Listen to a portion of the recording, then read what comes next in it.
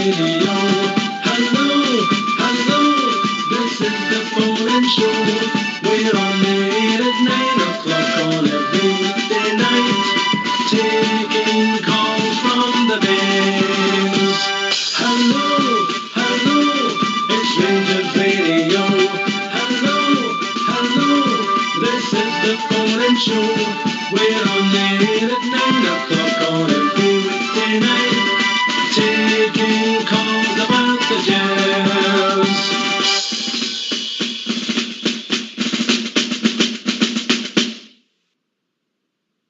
Hello, good evening and welcome. Welcome to Rangers Radio. Join myself, Foxchair, on the show tonight as a one and only Bridgeman and, of course, Southside. Well, can I say a huge good evening to you two guys in the panel? Massive good evening to the guys in the lobby and to all the Rangers fans that are listening in all over the world. Good evening. Welcome to Rangers Radio. How you doing, Southside?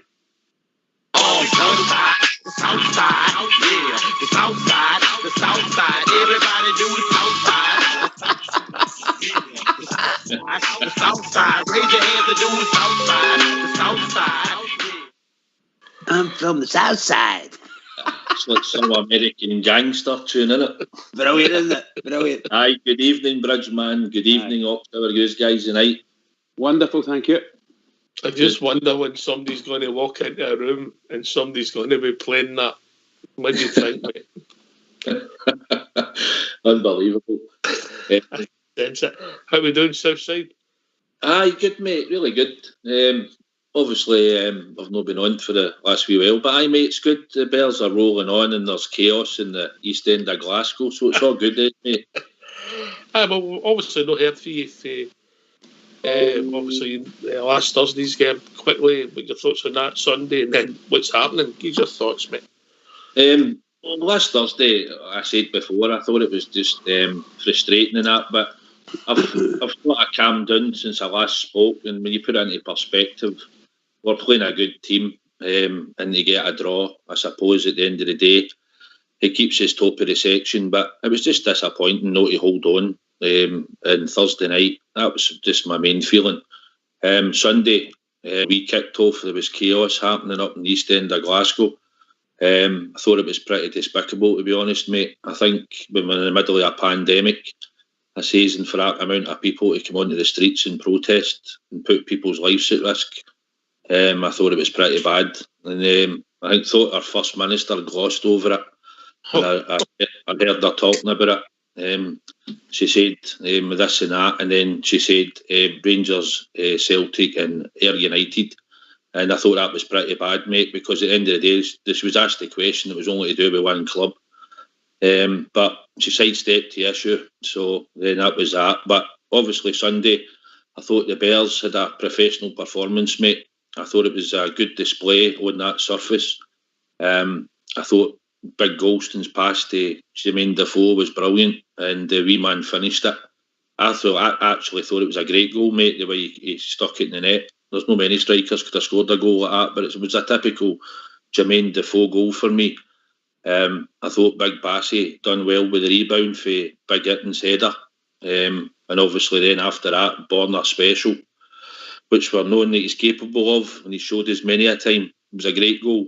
And then obviously the fourth goal going in, a great cross and a great volley for Captain Fantastic. I thought it was a great. And then after that, it was good to see the two young boys come on and get a chance. I mean, Boy Dixon, I thought, played pretty well. Showed a wee bit of quality and kept his head up all the time looking for a pass. And I thought to get your debut with the other wee boy, King, I thought was absolutely brilliant. 16 years of age and to play your debut for the Rangers. Yeah. Brilliant. No many done it, mate. No many done it. No, but Big Derek and Derek Ferguson maybe. About 10 players, mate. I had it up last night. I'll have a quick look while you're talking there. I'll get the full list. The 16-year-olds. But 16-year-old and come on and play for the Rangers, man. A dream come true for him and his family. It's just a pity, obviously, maybe family members couldn't have got along to the ground to see him. But I'm sure they're proud as punch of the two young boys to get their chance, and hopefully they'll keep their head down. I heard Stevie G talking about it and saying they'll have a wee look at them closely, how they progress. So I'd like to think the two boys will keep their feet in the ground and just progress the way Stevie G's looking for them to progress. And probably in a year or two's time, maybe they'll get another wee chance more regular if they're still at Rangers and they're still progressing, mate. But it was great to see the two young lads come on and get a chance. And it was a good result. And be honest, I thought Falkirk had a go at us more than maybe teams in the SPL have. And with a couple of wee scary moments. And I thought Big McLaughlin had a good game. Thought it was good. Do you think he's better? He's got assets. He's goalkeeping that are better than Big Allen. I mean, I think he's better at cross balls and maybe distribution. Not saying he's a better goalkeeper. He's, in my opinion, Alan McGregor is your number one goalkeeper. But I do believe that John McLaughlin's better with his feet when the ball comes to him and his distribution that way. I think also cross balls into the box. He'll come for them. Yeah. So what do you think, Bridge? What's your thoughts, Bridge? Personally speaking, I agree with Southside. I would go for Alan McGregor every time, but I don't have any problems with John McLaughlin. I think he's a smashing goalkeeper. I don't think he's the same quality as McGregor. But my goodness, he did a turn for us, and we're very, very fortunate that we've got two top-class keepers, top-class, in my opinion. Carry on, Southside. I agree with Bridgeman. It's like you say. I mean, the big man's come in and he's looked pretty comfortable. And like you say, I think he's got qualities that Allen hasn't got. But McGregor is a big game keeper for us. He's proved it over the years and seasons that he's a man for the job. He's tried, tested and trusted. But like I say, if anything happens to him, I've got full confidence in John McLaughlin coming in, mate, and playing between the sticks for us, to be honest. Mm-hmm. Can I just cut across you, mate, and I'll come right back to you. Keep your powder dry, mate. In the lobby, we've got a guy called Pro V1. Not going to give you his right name, but one of life's gentlemen. Pro V1 for the second time has donated a strip to a worthy youngster. He asked us to pick out a worthy youngster to give a strip to, and God did we struggle. Me and Fox tried them on, but they were a bit tight on us, so we couldn't fit in the kids' strips. Bridge tried a small medium, no good to him. We tried them all to get ourselves a strip. Oh boy. Failed miserably. But one person stood out for us and we thought it was a great idea, and we had to check it with the parents of the boy. It was young David, Blackpool True Blues son, we all know who's involved in the show, had a lot of heart problems for a baby. We gave him a strip, we gave him the details. Pro V1 sorted out a strip, sent him as an early Christmas present. The photographs of the wee boy in the strip, and they brought a tear to your eye. Proud as punch, and a big thanks for everybody at Rangers Radio to were on Pro V1. Well done, Pro 1. Well done, pal. Well done, mate. Wonderful gesture, pal. Absolutely wonderful gesture, and I'm sure you guys have gave it to a worthy cause by the sounds of it, so that's a great gesture, guys. And I'm sure the wee man will be proud as punch with it on. Oh, you ought to see him, mate. You ought to see him with his captain's armband on the ball. The captain's armband, you had to answer. You'll be telling his daddy today. Brilliant. Aye. So a nice. Good to see the boys getting their debut, mate. And I agree with you. I thought the boy Dixon, mate, head up, running intelligent runs. Look, we're not saying the boy's going to be a star, but first impressions, looks a real good player. And if he keeps going like that, he will be a star. Aye. I agree with you. I had a close watch to him when he came on, and he certainly had his head up and was looking for the passes. And probably at the ages that probably playing the League One, I know they've got probably a championship sort of team in there. I think they're trying to get out the League One into the championship. And you look at some of their players. I mean, they've got Connor Salmon and that playing up front, who's played in the SPL and that. So they have got sort of championship to Premier League players, and a couple of them. But I thought the young boy came on and looked really good, and it's just a case of development, isn't it? He's just got to develop, and he's training with the first team, so he's learning all the time, and he'll be learning off the midfielders, and you'll not fail to pick up any better tips than off Stephen Davis or Brian Jack or players like that, or Rebo. mean, we've got some good midfielders in there, and they boys will certainly learn. And the manager did say they've been training with them regular, so it's great to see the young boy come in. I know the boy King's for the south side as well, so aye, it's good. Bridgeman, where's he from? He's from the where? Bridge? It's from the south side. Is that the one? Or is it the suicide? But aye, and also the young boy getting a chance. I did say I wasn't sure who'd have played it right back, but I did say surely we've got somebody that could fill in for Tav and get him off the park, and that's what happened. I think the boy's actually a centre back, but he went in there and went to the right hand side just to get Tav off and give him a rest. So that young boy will be buzzing. You know, he'll be absolutely buzzing. 16 years of age and making your debut for the Rangers. Brilliant. Absolutely. Can I come in that, Oxford? Yes, mate, but I just want to tell you I would love Bridge, to before you come in, mate. I've been told that the boy Dixon be told you better get yourself out to the West End. Oh yes. Oh yes. He'll prosper here. He'll prosper. Carry on, Bridge. No, I was just going to say that the lovely things that Southside was saying about the two boys. Can I put it in a practical way?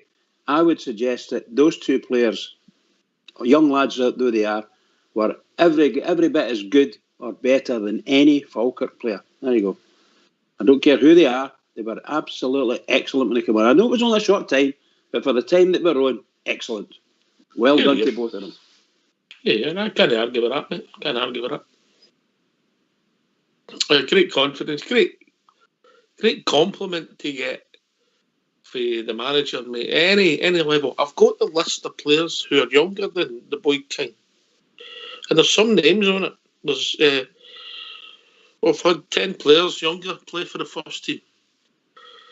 Derek Ferguson, 16 years and 24 days. Tom Walsh, 16 years, 150. John Fleck, 16 years, 152. Gary McSwiggan, 16 years, 216. Alfie Conn, 16 years, 222. Billy Davis, Southside boy, 16 years, 226. John Spencer, 16 years, 229. Billy Mackay, 16 years, 290. Wally Thornton, 16 years, 305. And Alex O'Hara, 16 years, 312. Then the boy Leon King comes in, 16 years and 320 days. So there's some famous names in there. Aye, certainly is, mate. The only one that made me scrunch my face up there was Alfie Conn. But apart from aye. But aye, that's not a bad list, mate. I didn't think there was as many as that. I forgot there when you mentioned John Fleck. That was another one I should have probably remembered. But aye, it's quite an impressive record. But that young boy, certainly on Sunday, man, he'll be absolutely buzzing. He's probably went into training today and he's just high as a kite, and he'll be like Bridgeman at times. So, but aye, that's a fair list, mate. To be honest, the amount of people that's made their debut here. You're not meaning they would be as good as me at the Fitbit, were you? No, nobody's. No, certainly not. I told you, Southside, player of the season 1 year, touched the ball 3 times he did. One with the head. One was three fabulous touches I had. 3 fabulous touches. 2 injuries. You had a motto. Retaliate. Why, I'll tell you, boy. Retaliate first. Look, brilliant. And by the way, Southside, I've got to say, I totally agree with you. If that club for the other side of the city cannot guarantee public safety, there should be no games played at that place. No games. That's a fair comment, mate, and it's probably true what you're saying. I mean, just couldn't believe it. I mean, I got a text into saying that, and then I noticed it, and I thought, wow, they're all piling out their caravans to turn up at Parkhead. I just think, I mean, we're in the middle of a pandemic. We're in lockdown. People's businesses are shut. People are dying with this, and some people might think it's easing slightly, but to have that amount of people on the streets in Tier 4 lockdown in Glasgow and get away with it, basically, and then obviously the scenes after it and injuring police officers and that, mean, FC Dignity right enough. Yeah, mate. Yeah. Realise, of course, guys, that that's all gone now. That's forgotten. The carpet's covered that. Whatever it is, it's gone. The carpet, and what about the poor United supporters? They must be raging, getting dragged into something like we are name. Another scandalous statement by the First Minister. Scandalous. Everybody should write to an MSP and want to know why our club getting brought into something that's nothing to do with them. Annoy them. That's your democratic right, but we keep away from politics generally on here. But I think we're all singing from the same hymn sheet. Right. We're sailing along. No news story then. Bang. Big story broke. Bridgeman.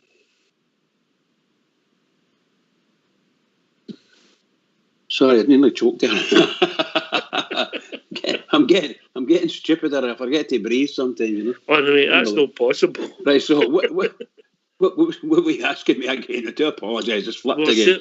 We're sailing along the day in quiet news day, and from your club's point of view, then bang, we get quite a big story broke. Club 1872, Dave King shares, yeah? Yeah. Thoughts? I'm delighted that Dave King's doing the business insofar as when the vote, shall we, the shared distribution, keeping it internal to the club. I quite like that idea. The thing because he's leaving, that means he's maybe not got anything to do with the Rangers again. And I liked him being part of Rangers. I thought he was a real good, a great contributor to Rangers, as you know. But so be it. I'm no necessarily keen on going to shall we say the Club 1872, but I've got nothing against the Club 1872, and there's in many ways it's a really good thing because it means that the fans will own a big chunk of Rangers in reality, and they'll get a seat on the board, and as long as they look after themselves in it and look after their supporters, their clients, shall we say, then everything should be okay.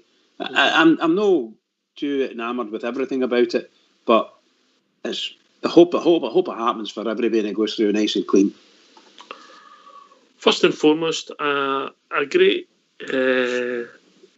gesture of our former chairman Dave King to give him back. I think my fact packet math sealed about £6 million down, just on the shareholding, so roughly. That's his choice how he wants to do it, and if Club 1872 can raise the money to buy them, good luck to them. People have different opinions to it, and I'll hold fire with my own opinions yet because I've only just glanced through it once, the statement.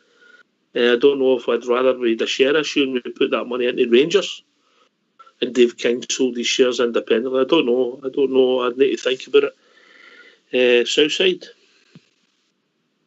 I don't really kind of say too much to now, guys, because I just sort of heard about it before I come on, and I've not had a chance to read it. But going between the lines, he's offered the shareholding 1872.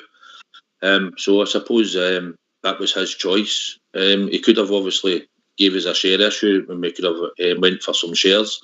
But I've not read the 1872 statement. I heard it's quite long, and I've not had a chance to digest it, so I can't really say too much at the moment. Personally, I've got my own shares in Rangers. I'm not in 1872, but that was my choice. I had shares before as well, so I've just coped my shares for myself and family and stuff. So, but it's probably money that they'll have to come up with over a short period of time, I believe. But I've not read the statement, guys, so I'm sorry, I can't really say much more than that one. No, not at all.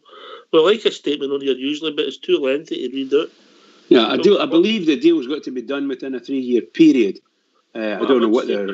What I would say is, we'll give an open invite, on this show, for anybody for Club 1872 wants to come on and discuss what's happening to us. We'll do it live or we'll record it, whatever the people prefer, so we can put it out there to the Ranger support. We can't be fairer than that, can we? No, that's a fair gesture. Absolutely right. We used to have, was it Ricky that used to be on there their board. I was Rangers first, wasn't it? But I didn't when it became Club 1872. Was he no I part don't of think that then? I don't think Ricky lasted too long. No, I didn't. It was very, I very think quick. Ricky for the semi-final when he phoned in here. Aye. I love it. But no, I'm just meaning that Rangers first. He was in Rangers first, and then when it all came out, it was with Rangers 1872, Club 1872. Sorry, he was on our site here, and spoke to us a couple of times, and come on a couple of nights, and then all of a sudden he was away because he had left 1872. But Ricky's been on the show dozens of times. Listen, I want to put a big shout out to the people who are giving up their time and they're painting the clubhouse, the new clubhouse in Plymouth for the Plymouth True Blues Rangers Supporters Club. I just want to say, Hugh, you've missed a bit in that cutting in. Get it sorted, mate. You should be doing a better job than that. So all the best to them. They're all there. A working party sorting a new clubhouse out to them. So fair play to them. Right, Bridge, if people want to join us and give us a phone, what's the number? The number's 0141 356 1972. Or join us at Skype at rangersradio.online. We brought in the call with Fox and Old School Blue. If you phone in, hang up and we will phone you back. What can I talk about Southside on the South Side? You can talk about anything to do with the famous Glasgow Rangers. Yes. At all. What's your favourite jingle, Bridgeman? What one are you enjoying the most now? What one am I enjoying? I still like the wee jingle for Foxy. I think that was absolutely superb, you know. What the Fox said. Ding, ding, ding, ding, ding, ding, ding, ding, ding. Brilliant. I love it. I love it. Southside's went down the gangster line, isn't he?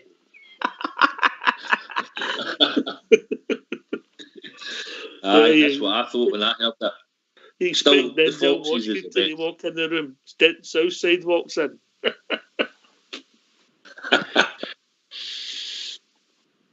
Right, so that was a big story today. Obviously, it's about £13 million worth of shares. You know, so, well, time will tell, but I'd like to know about Club 1870. 20,000 members are hoping to get. That'll be tough. But if they're going to take up the cudgel, good luck to them, Bridge.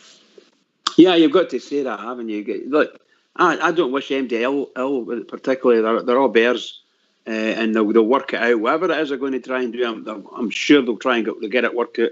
And I said that right at the start of it. When you guys were telling me what's happening, I thought that was going to happen. They're going to have to go and get members.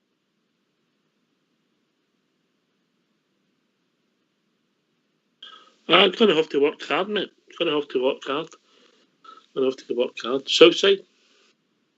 Aye, obviously the news is out, and obviously if people are wanting to put their money in 1872, then fair enough. It's everybody's individual choice. But you're talking about you've got 27,000 Majors, and they're looking for another 20,000 people now to go into 1872.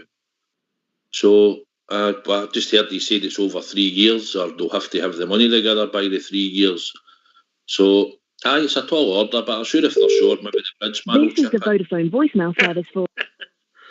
Oh, I think we'll job in Gary, but he's dropped out. Hopefully we'll be right back with him. You're a shocker, you Southside, a shocker. I suppose if it's 13 million you're looking for Southside, then you could put a tenner in. A wee tenner, a 10 bob not. You put a tenner in each, you can put the balance in. He'll just need to get under the flare boards, won't he, and get the dosh out, Bridgeman. He's the only guy I know who's got suspended flare boards, mate. Suspended, don't mention suspended. I've had enough of that. I'm fed up with it. That's because of all the money that's underneath them.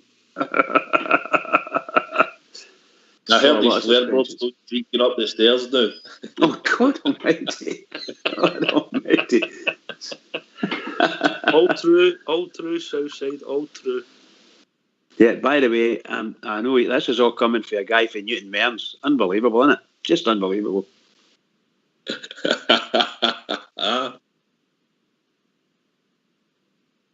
When DFS came to get his new suite, mate, they were all fighting to take his old one away because of the money it was doing the side. Very good, very good. Big joined by Gary. Evening, Gary. How are we doing, guys? You all right? You called me out Gary. there. I've spent the last 10 minutes listening to yesterday's podcast and trying to call in. I'm getting used to this, Rangers. But remind me. Oh, I'm trying to remember. I think we were talking about how rubbish Celtic were, but it could have been any bit. Words to that effect, anyway.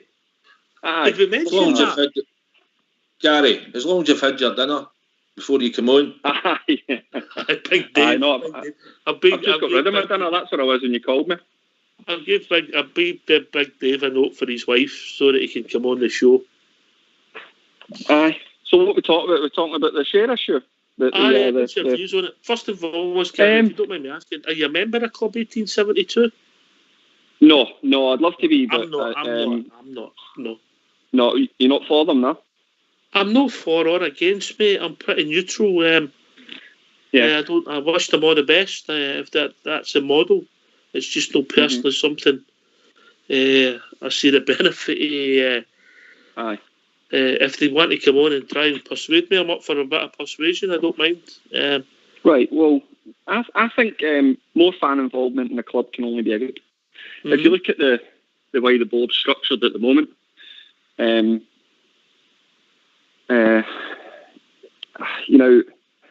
Dave King's got the majority shareholder, but he hasn't got a controlling share. So, controlling share being over 50%. So, no one person runs the club.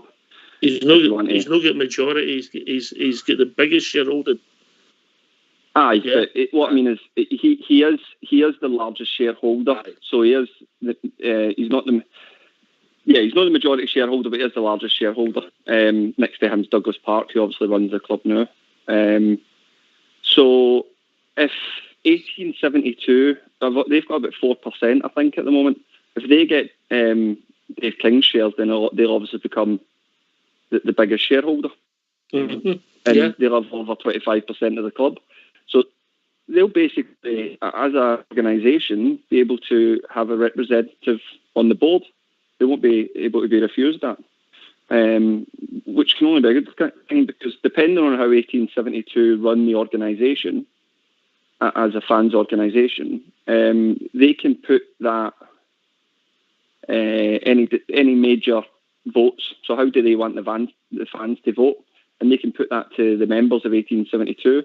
And remember, before that, 1872 probably don't have the money, so they're going to have to go. I think it's 13.5 million they have to find in the next year, right? And that's quite a lot of money, right? So what they'll probably do is they'll as an organisation, they'll open membership up so that people can join 1872, and basically. You'll become then a decision maker at the club, a very small cog in the wheel, but your vote will stand for something. So I think that it can only be, if you look at other clubs around the world. I've got a spare grand, Gary. Yeah.